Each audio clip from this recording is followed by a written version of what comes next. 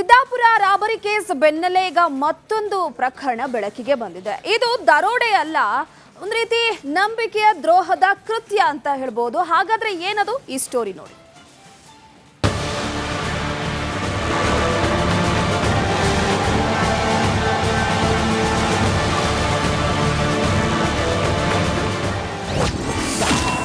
ತಿಂಗಳಿಂದ ನಡೀತಾ ಇತ್ತು ನಂಬಿಕೆ ದ್ರೋಹ.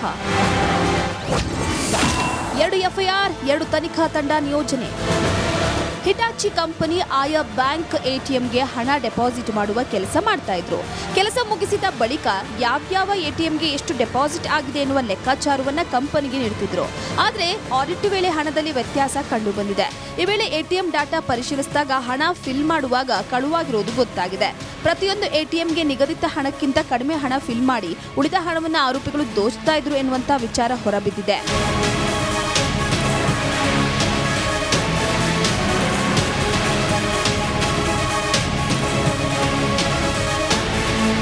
ಕೋರಮಂಗಲ ಆಕ್ಸಿಸ್ ಬ್ಯಾಂಕ್ ಹಾಗೂ ಎಸ್ಬಿಐ ಬ್ಯಾಂಕ್ಗೆ ಹಾಕಬೇಕಾಗಿದ್ದ ಹಣ ಹಾಕದೆ ವಂಚನೆ ಮಾಡಿರೋದು ಆಡಿಟ್ ವೇಳೆ ಬೆಳಕಿಗೆ ಬಂದಿದೆ. ಈ ಹಿನ್ನೆಲೆ ಹಿಟಾಚಿ ಕಂಪನಿ ಕಡೆಯಿಂದ 2 ದೂರು ದಾಖಲಾಗಿದೆ.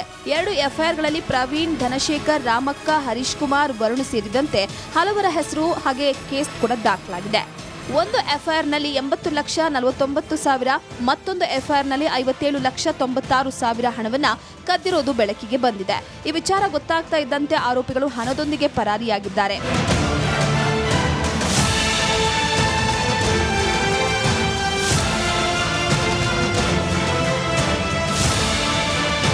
ಪ್ರಕರಣ ಸಂಬಂಧ ಕೋರಮಂಗಲ ಪೊಲೀಸ್ ಠಾಣೆಯಲ್ಲಿ ದೂರು ದಾಖಲಾಗಿದ್ದು 2 ಎಫ್ಐಆರ್ ಅನ್ವಯ 2 ವಿಶೇಷ ತಂಡ ಕೂಡ ರಚನೆ ಮಾಡಲಾಗಿದೆ. ಹೊರ ರಾಜ್ಯಕ್ಕೆ ಪರಾರಿಯಾಗಿರುವ ಆರೋಪಿಗಳಿಗಾಗಿ ಹುಡುಕಾಟ ನಡೆದಿದೆ.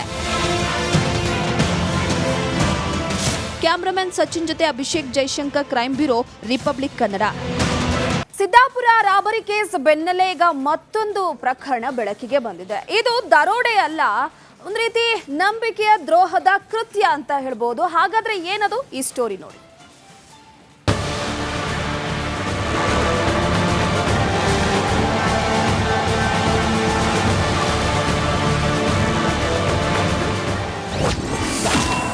ತಿಂಗಳಿಂದ ನಡೀತಾ ಇತ್ತು ನಂಬಿಕೆ ದ್ರೋಹ. 2 ಎಫ್ಐಆರ್, 2 ತನಿಖಾ ತಂಡ ನಿಯೋಜನೆ. ಹಿಟಾಚಿ ಕಂಪನಿ ಆಯಾ ಬ್ಯಾಂಕ್ ಎಟಿಎಂಗೆ ಹಣ ಡೆಪಾಸಿಟ್ ಮಾಡುವ ಕೆಲಸ ಮಾಡ್ತಾ ಇದ್ರು. ಕೆಲಸ ಮುಗಿಸಿದ ಬಳಿಕ ಯಾವ್ಯಾವ ಎಟಿಎಂಗೆ ಎಷ್ಟು ಡೆಪಾಸಿಟ್ ಆಗಿದೆ ಎನ್ನುವ ಲೆಕ್ಕಾಚಾರವನ್ನ ಕಂಪನಿಗೆ ನೀಡುತ್ತಿದ್ರು. ಆದ್ರೆ ಆಡಿಟ್ ವೇಳೆ ಹಣದಲ್ಲಿ ವ್ಯತ್ಯಾಸ ಕಂಡು ಬಂದಿದೆ. ಈ ವೇಳೆ ಎಟಿಎಂ ಡಾಟಾ ಪರಿಶೀಲಿಸಿದಾಗ ಹಣ ಫಿಲ್ ಮಾಡುವಾಗ ಕಳುವಾಗಿರೋದು ಗೊತ್ತಾಗಿದೆ. ಪ್ರತಿಯೊಂದು ಎಟಿಎಂಗೆ ನಿಗದಿತ ಹಣಕ್ಕಿಂತ ಕಡಿಮೆ ಹಣ ಫಿಲ್ ಮಾಡಿ ಉಳಿದ ಹಣವನ್ನು ಆರೋಪಿಗಳು ದೋಚ್ತಾ ಇದ್ರು ಎನ್ನುವಂತ ವಿಚಾರ ಹೊರಬಿದ್ದಿದೆ.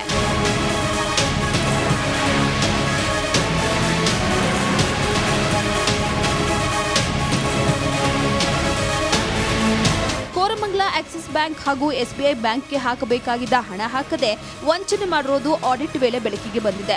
ಈ ಹಿನ್ನೆಲೆ ಹಿಟಾಚಿ ಕಂಪನಿ ಕಡೆಯಿಂದ 2 ದೂರು ದಾಖಲಾಗಿದೆ. 2 ಎಫ್ಐಆರ್ಗಳಲ್ಲಿ ಪ್ರವೀಣ್, ಧನಶೇಖರ್, ರಾಮಕ್ಕ, ಹರೀಶ್ ಕುಮಾರ್, ವರುಣ್ ಸೇರಿದಂತೆ ಹಲವರ ಹೆಸರು ಹಾಗೆ ಕೇಸ್ ಕೂಡ ದಾಖಲಾಗಿದೆ. ಒಂದು ಎಫ್ಐಆರ್ನಲ್ಲಿ 80,49,000, ಮತ್ತೊಂದು ಎಫ್ಐಆರ್ನಲ್ಲಿ 57,96,000 ಹಣವನ್ನ ಕದ್ದಿರೋದು ಬೆಳಕಿಗೆ ಬಂದಿದೆ. ಈ ವಿಚಾರ ಗೊತ್ತಾಗ್ತಾ ಇದ್ದಂತೆ ಆರೋಪಿಗಳು ಹಣದೊಂದಿಗೆ ಪರಾರಿಯಾಗಿದ್ದಾರೆ.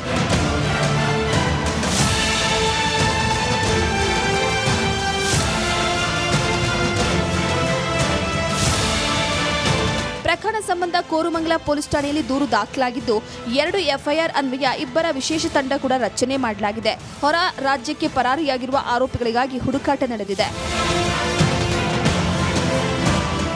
ಕ್ಯಾಮರಾಮನ್ ಸಚಿನ್ ಜೊತೆ Abhishek Jaishankar, crime bureau, Republic Kannada.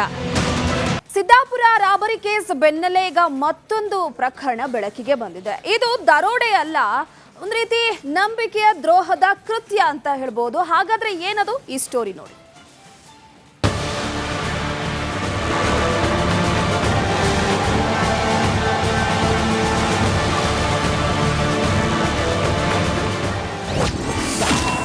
ತಿಂಗಳಿಂದ ನಡೀತಾ ಇತ್ತು ನಂಬಿಕೆ ದ್ರೋಹ. 2 ಎಫ್ಐಆರ್, 2 ತನಿಖಾ ತಂಡ ನಿಯೋಜನೆ.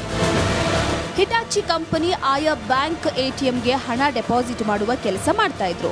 ಕೆಲಸ ಮುಗಿಸಿದ ಬಳಿಕ ಯಾವ್ಯಾವ ಎಟಿಎಂಗೆ ಎಷ್ಟು ಡೆಪಾಸಿಟ್ ಆಗಿದೆ ಎನ್ನುವ ಲೆಕ್ಕಾಚಾರವನ್ನ ಕಂಪನಿಗೆ ನೀಡುತ್ತಿದ್ರು. ಆದ್ರೆ ಆಡಿಟ್ ವೇಳೆ ಹಣದಲ್ಲಿ ವ್ಯತ್ಯಾಸ ಕಂಡು ಬಂದಿದೆ. ಈ ವೇಳೆ ಎಟಿಎಂ ಡಾಟಾ ಪರಿಶೀಲಿಸಿದಾಗ ಹಣ ಫಿಲ್ ಮಾಡುವಾಗ ಕಳುವಾಗಿರುವುದು ಗೊತ್ತಾಗಿದೆ. ಪ್ರತಿಯೊಂದು ಎಟಿಎಂಗೆ ನಿಗದಿತ ಹಣಕ್ಕಿಂತ ಕಡಿಮೆ ಹಣ ಫಿಲ್ ಮಾಡಿ ಉಳಿದ ಹಣವನ್ನು ಆರೋಪಿಗಳು ದೋಚ್ತಾ ಇದ್ರು ಎನ್ನುವಂತ ವಿಚಾರ ಹೊರಬಿದ್ದಿದೆ.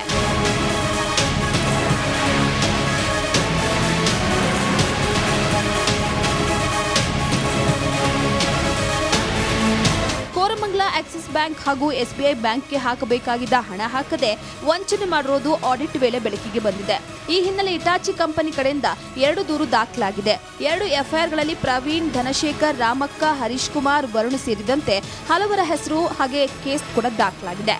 ಒಂದು ಎಫ್ಐಆರ್ನಲ್ಲಿ 80,49,000, ಮತ್ತೊಂದು ಎಫ್ಐಆರ್ನಲ್ಲಿ 57,96,000 ಹಣವನ್ನ ಕದ್ದಿರೋದು ಬೆಳಕಿಗೆ ಬಂದಿದೆ. ಈ ವಿಚಾರ ಗೊತ್ತಾಗ್ತಾ ಇದ್ದಂತೆ ಆರೋಪಿಗಳು ಹಣದೊಂದಿಗೆ ಪರಾರಿಯಾಗಿದ್ದಾರೆ.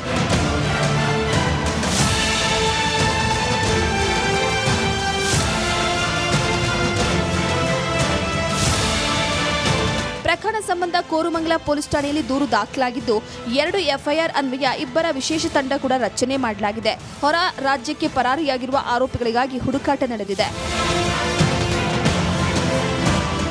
ಕ್ಯಾಮರಾಮನ್ ಸಚಿನ್ ಜೊತೆ Abhishek Jaishankar, crime bureau, Republic Kannada.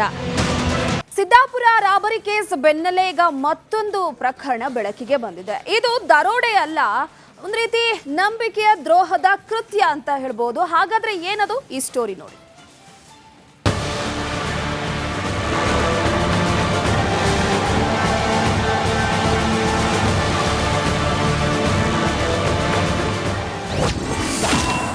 ತಿಂಗಳಿಂದ ನಡೀತಾ ಇತ್ತು ನಂಬಿಕೆ ದ್ರೋಹ.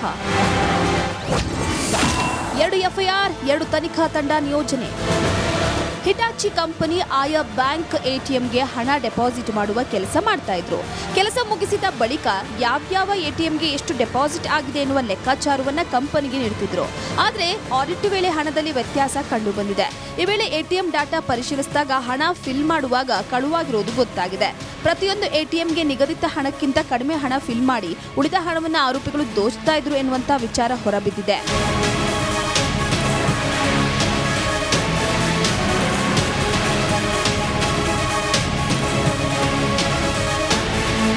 ಕೋರಮಂಗಲ ಆಕ್ಸಿಸ್ ಬ್ಯಾಂಕ್ ಹಾಗೂ ಎಸ್ಬಿಐ ಬ್ಯಾಂಕ್ಗೆ ಹಾಕಬೇಕಾಗಿದ್ದ ಹಣ ಹಾಕದೆ ವಂಚನೆ ಮಾಡಿರೋದು ಆಡಿಟ್ ವೇಳೆ ಬೆಳಕಿಗೆ ಬಂದಿದೆ. ಈ ಹಿನ್ನೆಲೆ ಹಿಟಾಚಿ ಕಂಪನಿ ಕಡೆಯಿಂದ 2 ದೂರು ದಾಖಲಾಗಿದೆ. 2 ಎಫ್ಐಆರ್ಗಳಲ್ಲಿ ಪ್ರವೀಣ್, ಧನಶೇಖರ್, ರಾಮಕ್ಕ, ಹರೀಶ್ ಕುಮಾರ್, ವರುಣ್ ಸೇರಿದಂತೆ ಹಲವರ ಹೆಸರು ಹಾಗೆ ಕೇಸ್ ಕೂಡ ದಾಖಲಾಗಿದೆ. ಒಂದು ಎಫ್ಐಆರ್ನಲ್ಲಿ 80,49,000, ಮತ್ತೊಂದು ಎಫ್ಐಆರ್ನಲ್ಲಿ 57,96,000 ಹಣವನ್ನ ಕದ್ದಿರೋದು ಬೆಳಕಿಗೆ ಬಂದಿದೆ. ಈ ವಿಚಾರ ಗೊತ್ತಾಗ್ತಾ ಇದ್ದಂತೆ ಆರೋಪಿಗಳು ಹಣದೊಂದಿಗೆ ಪರಾರಿಯಾಗಿದ್ದಾರೆ.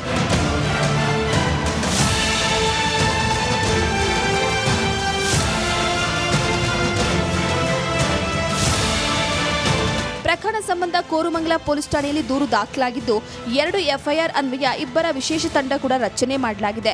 ಹೊರ ರಾಜ್ಯಕ್ಕೆ ಪರಾರಿಯಾಗಿರುವ ಆರೋಪಿಗಳಿಗಾಗಿ ಹುಡುಕಾಟ ನಡೆದಿದೆ. ಕ್ಯಾಮರಾಮನ್ ಸಚಿನ್ ಜೊತೆ Abhishek Jaishankar, crime bureau, Republic Kannada.